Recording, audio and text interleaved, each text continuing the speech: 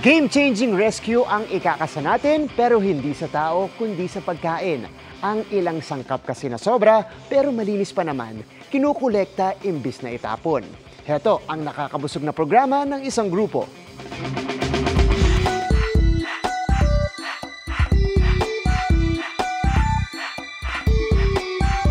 Alam nyo ba kung saan pwedeng mapunta ang mga food waste? O yung mga hindi nabentang pagkain o reject. O yung mga pagkaing malapit ng masira or nearly expiry. Saan nga ba? Noong 2015, nagsimula sa isang bisikleta at basket ang kauna-unahang food rescue initiative sa bansa. Sa US, meron akong na-meet na group. They go around food establishments, picking up food and delivering to communities in need. Ba't walang gumagawa sa Pilipinas? Pag uwi ko ng Pilipinas, ito na yung pasalubong ko. Itong idea na to. So I started my own little group, volunteer group.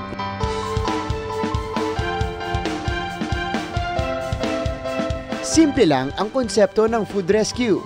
Sa halip na sa basurahan, ibinibigay ang mga itatapon sanang pagkain sa mga nangangailangan.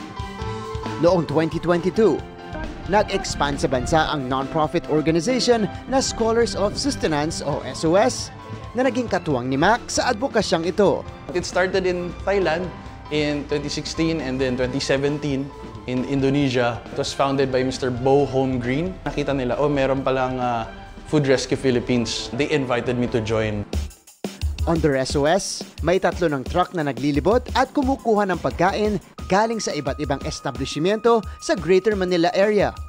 At dito sa Rescue Kitchen ang tuloy ng rescued food. Nagbabala tayo ngayon ng mga hotdog na Sir Arthur. Ano pa yung iba nating ingredients today? Gawin natin siyang spaghetti.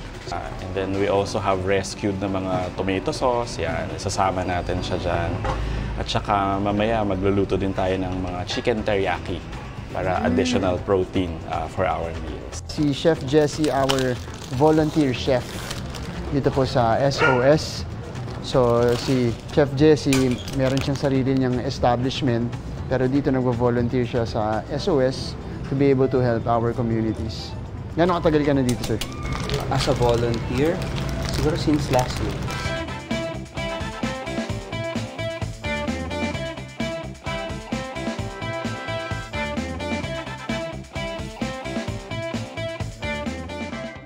Per pack, nilalagyan natin ng pasta, sauce, chicken, cheese, tapos dessert.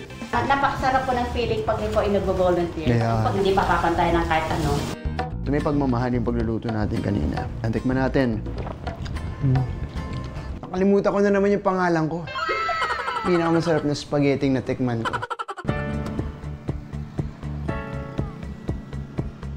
Nandito na tayo sa community kung saan natin i-distribute itong mga food packs natin.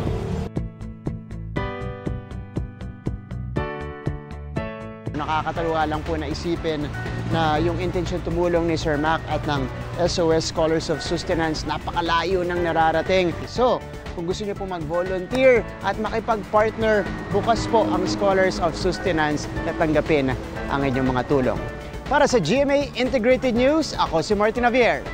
Changing the game! Handang sertipikahang urgent ng Pangulo ang panukalang amyendahan ng Rice Tarification Law. Kabilang dyan ang posibilidad na ibenta muli sa merkado ang NFA rice. Nakatutok si Tina Panganiban Perez. Suportado ng ehekutibo ang panukalang ibalik sa National Food Authority ang kapangyarihang magbenta ng bigas sa bansa para mapababa ang presyo nito. 2019 nang mawala sa NFA ang kapangyarihang yan dahil sa Rice Tarification Law na balak amyendahan ng Kamara. Ang panukalang yan, balak namang sertipikahang urgent ng Pangulo. Problema kasi, kaya tumataas ang presyo ng bigas dahil ang mga trader ay nagko-compete. Kung magkaroon ng mga amendments sa NFA at sa rice tarification, sa NFA charter at saka sa rice tarification law, magagawa natin, makokontrol natin. I think it justifies an urgent certification. Aamyendahan lang ang bahaging yan ng Rice Tarification Law, pero pabor pa rin ng Agriculture Department na ma-extend ito, imbes na ipatupad ang orihinal na pagkapaso nito sa susunod na taon. The continuation of the RTL is the way to go, in my opinion.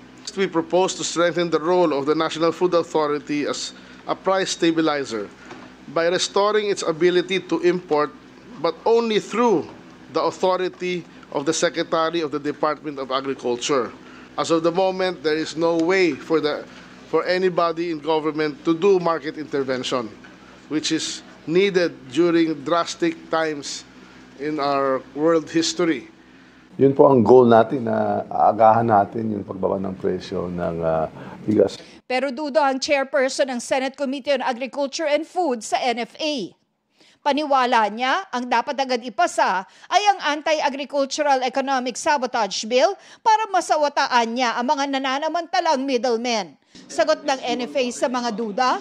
Hindi naman natin masisi kung ganun yung reaction ni Senator Villar, no? Kasi may history talaga ng mga nangyari in the past. But right now, we're reviving the NFA. Kakaupo lang natin, wala pa tayong 2 months. Sabi naman ng ilang samahan sa agrikultura, kung pwede, ang NFA, bumili na lang dito sa local farmers. And in case na talagang may kulang, siguro yung power of the President and the Secretary lang ang pwedeng humingi. Ang NFA, ang budget niya for palay procurement, dapat po ginagamit o ibinibili tuwiran sa ating mga magsasaka.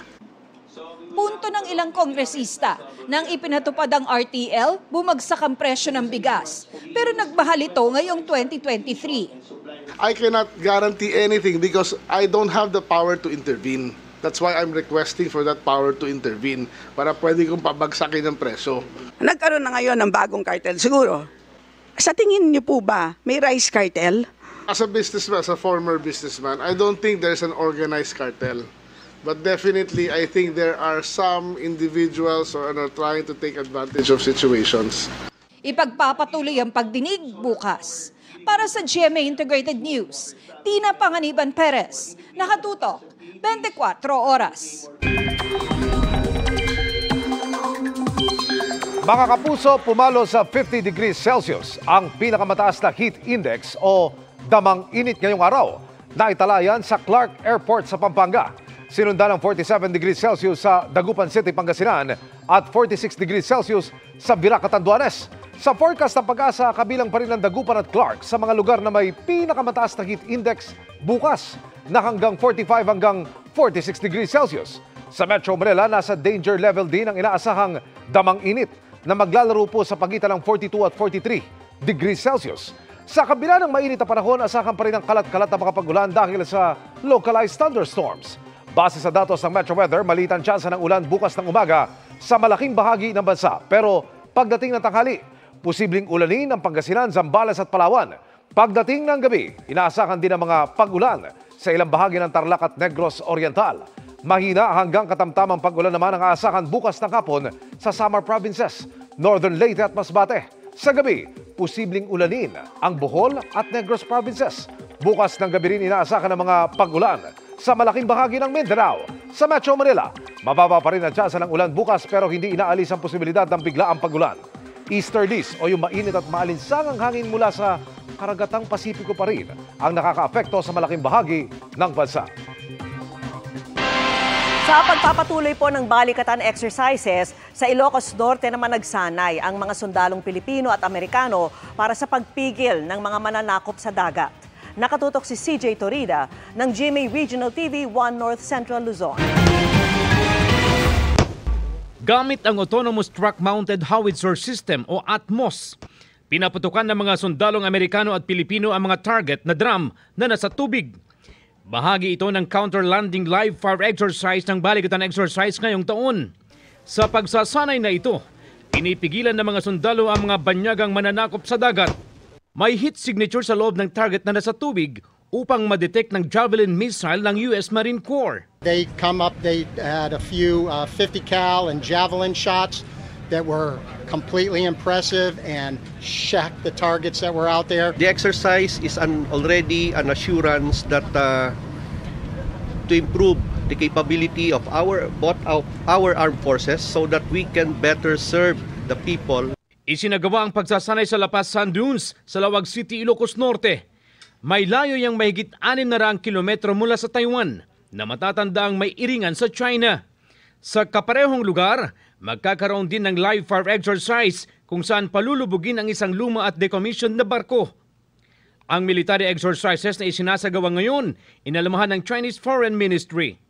Hindi raw dapat tinatarget ng anumang military exercises ang interes ng anumang third party at pahinain ang pagtitiwala ng mga bansa at ang kapayapaan sa rehiyon. Binigyang diin naman ng US at Philippine Forces na ang pagsasanay ay para sa pagpapalakas ng ugnayan at tulungan ng mga bansa sa Indo-Pacific region at hindi pag-uudyok sa ibang partido o bansa. We don't do this for any third party. We don't do this for messaging. We do this to create interoperability, to create readiness, to create integration on such capabilities as being able to command and control, sense the battle space. Nagkilos protesta naman sa Maynila ang grupong Gabriela bilang pagtutol nila sa balikatan exercises. Pupunta dapat ang grupo sa Embahada ng Amerika sa Rojas Boulevard pero hinarang sila ng pulisya. Mula sa GMA Regional TV, One North Central Luzon at GMA Integrated News, CJ Torida, nakatutok, 24 oras.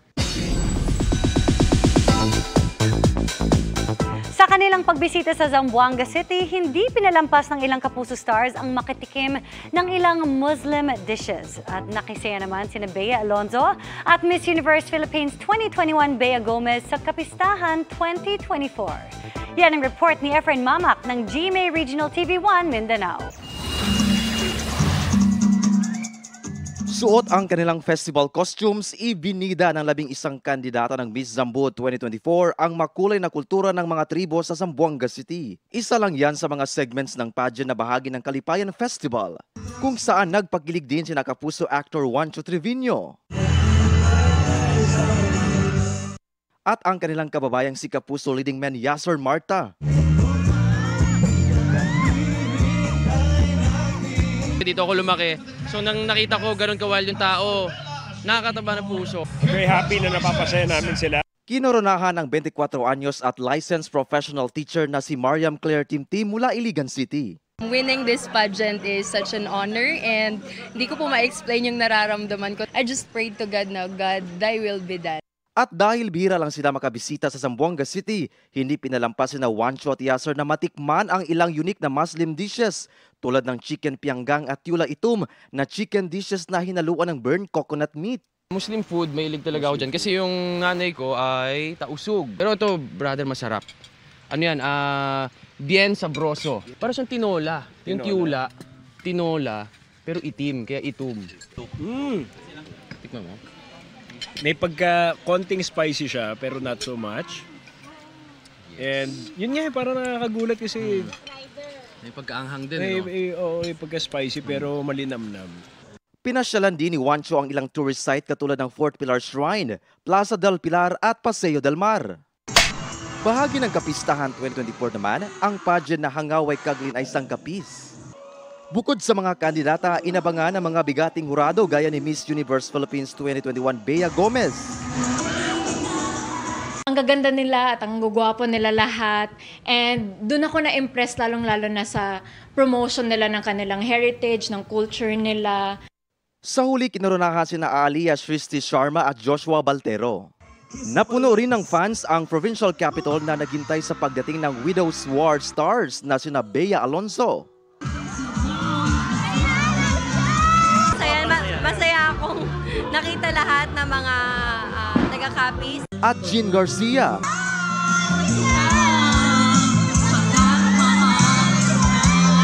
Ko lang sana nag-enjoy sila dun sa ibinigay namin at na-meet nila kami. Pati sina Rafael Rosel na nagdala on stage ng isang mami. At Jerry Gonzalez na nagpag-bonding sa audience. They really received us with a warm welcome talaga. Sana makabalik kami dito and sarap ng seafood. Para sa GMA Integrated News, Efren Mamak ng GMA Regional TV 1 Mindanao, nakatutok 24 oras. Natakam ang ilan sa bagong vlog ng Pangulo kung saan ibinida ang ilang pagkaing Pinoy at pwede rin itong pang-akit ng mga turista. Nakatutok si Marie Zumali. Ang daming talagang masarap na pagkain dito sa Pilipinas. Yan ang pagbibida ni Pangulong Bongbong Marcos sa kanyang pinakabagong vlog na pinamagatang Chibog.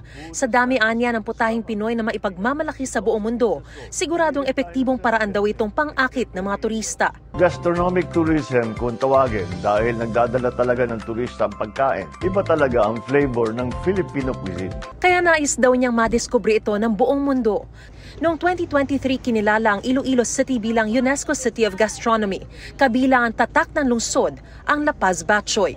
Binida rin ng Pangulo ang matatamis na mangga ng Guimaras. Sobrang sarap, iba talaga sa lahat ng mangga na kain namin. Ang gulay na natong o laing ng bayan ng Pandan sa Catanduanes, pati ang maputahe ng sarili niyang bayan ng Batak sa Ilocos Norte. Siguro nakilala na ng lahat ng Pilipino yung bagnet namin na galing sa Batak. Nandyan din yung empanada. Ang daming masarap na pagkain. Basta't magandang presentation, maayos ang pagkagawa. Pwede mag-Michelin star. Sa Philippine Experience ng Department of Tourism sa Intramuros, tampok ang mga nakahahali ng pagkaing Pinoy. Sabi ng mga nagtitinda, pinakapatok ang lechong kawali, sisig at adobo. Bukod po doon sa mga ingredients, ma'am, kasama po yung buong pagmamahal sa pagluluto para mas masarap. Ano naman kaya sa tingin ng mga Pinoy ang pagkaing papatok sa mga turista? Adobo, sisig, sinigang, kuwek-kuwek. Kikiam tsaka cheese stick. More on street food po. Nagpapasalamat si Tourism Secretary Cristina Garcia Frasco sa pag-iendorso ng Pangulo sa gastronomy tourism. In promoting food tourism, we invite the world to embark on a memorable culinary journey to the Philippines where every experience is an unforgettable memory. Ika nga, pagkain ang lengguwahe ng pagmamahal ng mga Pinoy. At sa bawat putaheng ating ipinatitikim sa iba, hindi lang ang pagmamahal na ito ang ating ibinabahagi, kundi pati ang mayamang kultura ng ating lahi. Para sa GMA Integrated News, Mariz Umali, nakatutok, 24 oras. Nagkakanap ng unang Pinoy astronaut ang Space Exploration Research Agency o SERA. Para sa mga interesado, tumutok sa report ni Rafi Tima. Magkakaroon na ba ng kauna-unahang Pinoy astronaut? Isa na yung posibilidad sa programa ng Space Exploration Research Agency o SERA. Our next mission is going to see 6 new SERA astronauts fly to space, and the intention is to partner with 5 countries. One of the countries that we're considering allocating a seat to is the Philippines. Ang SERA ay itinatag para magkaroon ng isang global community para sa space exploration at research. Ang kanila daw misyon, magkaroon ng isang space agency para sa lahat. Ayon sa SERA, pag may sapat na bilang na Pinoy na mag-pre-register sa SERA.space, bubuksan na ang nominasyon para sa unang Pinoy sa kalawakan simula sa June 15. Kahit sino pwede mag-apply, basta 18 taong gulang pataas at may sapat na communication skills. Mula rito, pipiliin ang unang Pinoy na makakarating sa kalawakan. The candidacy is really about asking people to come and vote for you to be an astronaut. We're asking for Filipinos to choose their astronaut rather than us as an organization. Napili daw nila ang Pilipinas dahil kahit na may space agency na ang bansa, wala pang Pilipinong nakakarating sa kalawakan. Well, hopefully having an astronaut will help accelerate, or let's say stimulate conversations.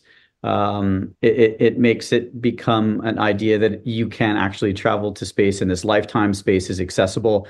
The sooner that nations become active in space, I think they're going to be able to lay the foundations for future commercial development. Sa programa ng SERA, partner nila ang Blue Origin na pag-aari ng bilyonaryong si Jeff Bezos. 31 astronaut na daw ang naipadala ng kanilang New Shepard rocket sa taas na mahigit 100 kilometro, lagpas sa hangganan ng atmosphere ng mundo at ng kalawakan mula pa noong 2021. Para sa GMA Integrated News, Rafi Tima, nakatutok, 24 oras. Investigasyon at solusyon sa mga reclamation sa Manila Bay ang hiniling ng grupong pamalakaya sa DNR. Kasunod po yan ang umunoy epekto nito sa kabuhayan ng ilang mga taga-Navotas. At nakatutok si Ian Cruz. Naluluha si Aling Norma nang magsalita sa kanilang kilos protesta. Di na raw kasi nila naani ang mga pinalaking tahong sa Navotas dahil dinimolis na raw ito na anya ay bilang paghahanda umano sa magaganap na reclamation sa Manila Bay. Sana itigil na ang pagdibolis ng mga tahongan paano kung maubos na talaga ang taongan, yun lang ang inasahan namin na napagastos sa araw-araw. Itigil na po yung reklamasyon. Dahil ang mga tao sa nabota sa Cavite, nagugutom na. Kasama sina Aling Norma at Aling Jennifer ng grupong Pamalakaya na naghain ng sulat sa tanggapan ng Department of Environment and Natural Resources sa Quezon City at Philippine Reclamation Authority sa Makati. Ito ay para hingin ang dokumento at magkaroon ng investigasyon at solusyon sa nagaganap na reklamasyon sa Manila Bay. Pero ayon sa Philippine Reclamation Authority, wala pang bagong go signal para mag-resume ang reclamation project sa Nabotas. Ang nagpapatuloy na cleanup program sa Manila Bay daw ang dahilan ng demolisyon ng tahungan sa Nabotas. This is not in relation to the proposed reclamation, but in fact, this is an activity in relation to the compliance do sa mga mandamos requirement. So this is also related to the cleaning up ng Manila Bay. August 2023 nang suspindihin ni Pangulong Bongbong Marcos ang nasa 13 reclamation projects sa Manila Bay. Pero bago natapos ang 2023, nakapag-resume na ng operasyon ang 2 reclamation sa Pasay ayon sa PRA. Sinisika pa ng GMA Integrated News sa makuha ang panig ng DNR sa isyong ito. Ayon naman sa PRA, wala pang bagong aprobadong reclamation sa ngayon ng DNR at Office of the President. Ang ini-expect naman namin is kapag nakapag-submit na ang DNR ng report, the OP would endorse the said report to PRA for appropriate action. Doon yung mangyayari yung pwede na naming i-lift or i-resume yung reclamation. Kaakibat rin daw ng reklamasyon ng dredging ng panambak na buhangin at lupa mula sa Manila Bay at kalapit na probinsya na isa pa sa ikinababahala ng Pamalakaya. Kinukuha ang pantambak niyan, ito na lang yung natitira na coral reefs ng Manila Bay, no? Na pinagmalaki ni dating Pangulong Duterte after 1 year ng Manila Bay Rehabilitation Program nila. Pero ito, winasak ngayon, halos wala na yun. Merong areas malapit sa Marigondon, pero we already took note of that na kakaibang implementation at conditions yung nabigay sa amin pagdating sa Marigondon na specifically sinasabi na yung activities namin should take into consideration yung proximity ng coral area doon sa may area ng between Marigondon and Nasugbu. Para sa GMA Integrated News, Ian Cruz, nakatutok 24 oras. Hindi lang isa, kundi 4 na malaibong adarna ang nasilayan sa Mount Apo Natural Park sa Cotabato. Yang ibong Philippine Trogon o mas kilalang anak ng tribong Obo Monuvo. Endemic po ito o sa Pilipinas lang makikita, pero ang good news sa ngayon ay least concerned pa ang conservation status nito o hindi pa naman papaubos. Ayon sa Department of Environment and Natural Resources sa Soxargen, ito na ang pangalawang pagkakataong naidokumento ang naturang ibon habang nagsasagawa ng Biodiversity Monitoring System nitong Abril. Taong 2023 nang huling may namataang ganito ang DNR sa Mount Apo. Mga kapuso, magkakaroon ng bawas presyo sa produktong petrolyo bukas. Mula alas 12:01 ng madaling araw ng May 7 ay magkakaroon ng rollback na 75 sentimos sa kada litro ng gasolina. Halos piso naman ang matatapyas sa presyo ng kada litro ng diesel. Mahigit piso naman ang ibabawas sa kada litro ng kerosene. Base sa pagsusuri ng GMA Integrated News Research, sa datos ng Department of Energy at mga anunsyo ng oil companies, lagpas 9 pesos na ang itinaas ng kada litro ng gasolina. 4 pesos and 70 centavos naman ang kabuang itinaas ng diesel kada litro, habang 80 centavos naman ang iminahal ng kada litro ng kerosene. Mga kapuso, meet the cast ng upcoming Cinemalaya film na Balota. Ang bibida riyan, none other than primetime queen Marian Rivera na may mga bago na namang dance challenge. Makichika kay Nelson Canlas. Bago mag-cast ng ballots next year, Ipakikilala muna sa atin si Teacher Emmy sa pelikulang Balota. Pagbibidahan ni Marian Rivera ang pelikula na entry sa Cinemalaya Philippine Independent Film Festival ng GMA Pictures and GMA Entertainment Group. Na-excite ako dun sa character at iniisip ko kung paano ko siya isasabuhay yung buhay ni Emmy. Kasi talagang napaka-tough. Tapos may pagkakomedyante. Tapos grabing prinsipyo niya sa buhay. Parang sort of meron ka namang ganun. Oo, kaya parang sarap paglaruan ng character. Inspired ang pelikula sa mga tunay na tao at pangyayari tuwing eleksyon. Tatalakayin ito ang mga kwento ng isang land grabber at isang dating sexy actor na magkakatunggali para sa pagka-mayor ng isang bayan. Ang karakter ni Marian ay isang gurong nagsisilbi sa eleksyon na mauuwi sa gulo. Itatakbo ni Teacher Emmy sa gubat ang huling kopya ng mga election results na laban para sa kinabukasan ng mga minamahal niya at para sa kanilang kaligtasan. Ipinakilala na ang cast kabilang sina Nico Antonio, Rahil Birria, Will Ashley, Royce Cabrera at certified funny and viral content creators na sina Sasa Girl at Esneer. Kabilang sa mga dumalo sa story conference para sa pelikula, si Vice President for Drama Productions, Cheryl Ching Si, at iba pang executives. Para sa direktor nitong si Kip Oy Banda, challenge na gawing enjoyable at hindi mabigat ang pakiramdam na ibibigay ng pelikula. Humor. I think humor is an essential element. Very effective for me ang satire, and we don't really see a lot of satire anymore. Hopefully this helps bring the satire genre back, poking fun at politics, and then that's your way of making people subconsciously accept that reality. Ang ganda rin ng message talaga ng Balote. Kaya sabi ko talaga, kailangan ko talaga magawa. Yun naman ang maganda kapag gumagawa ka ng isang proyekto, minimake sure mo talaga na meron silang matututunan o meron silang maiisip na, ay, ano bang dapat kong gawin? And speaking of challenges, after ng kanyang viral dance challenge, may panibagong pakulo challenge si Marian. Yan ang Alien Dance Challenge. Mapapanood ngayong gabi ang Out of This World Steps ni Alien Grace sa My Guardian Alien. Hindi raw ito urungan ng cast ng show. Kayo mga kapuso, kakasaba kayo? Nelson Canlas, updated sa Showbiz Happenings. At mabilis na chika naman tayo para updated sa Showbiz Happenings. Kasing init ng panahon ang pagtanggap ng Pinoy fans sa K-pop group na Eunice. Happy ring nakabalik sa bansa ang dalawang Pinay members na sina Alicia at Jelly. Naki-interact din ng grupo ang ilang lucky fans. Looking like a true queen, si Kapuso star na si Mikey Quinto sa kanyang blue gown para sa Flores de Mayo. Dashing naman ang kanyang escort at real-life boyfie na si Paul Salas. Meanwhile, Doc Annalyn is now in her cool girl era.